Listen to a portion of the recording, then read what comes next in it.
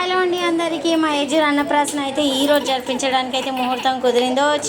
ఈరోజు అయితే ఇక మా అన్నప్రాసన వేయించేసిన మా ఏజర్కి వాడైతే ఎంత ఖుషి అయ్యాడు చూడండి.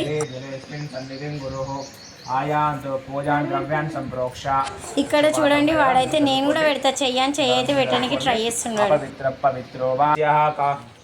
ఎనుకుల గోత్రస్య యజమానస్య మా పేరు యజుర్నామధేయస్య వినిపించండి.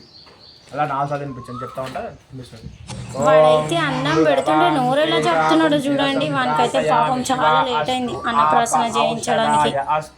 వాడైతే ఇష్టంగా తింటుండే మా ఇద్దరు అయితే. యజుర్నామధేయస్య ఓం భూర్భుర్ ఓం సూరపాన్ త్వేషాగుంసి ప్రాసయామి శివ అస్తు ఆప ఔషధాయ అస్తు ఆప ఔషధమామిహి యజమానస్య గోత్రస్య ఎనుకుల గోత్రస్య యజుర్నామధేయస్య.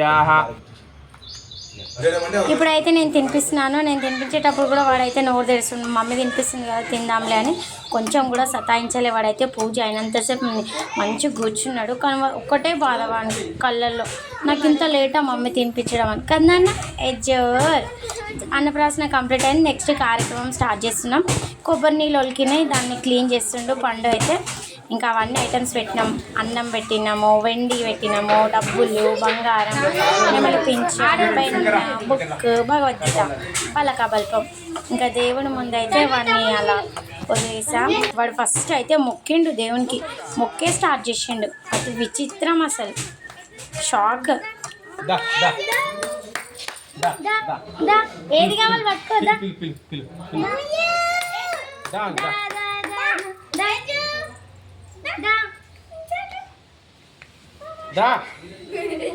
ఇంట్లో అయితే ఉరుకుతావు కదరా.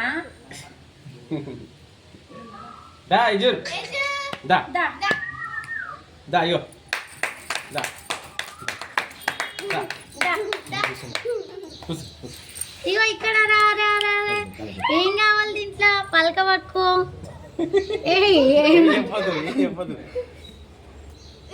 పెన్ను పట్టుకుండు.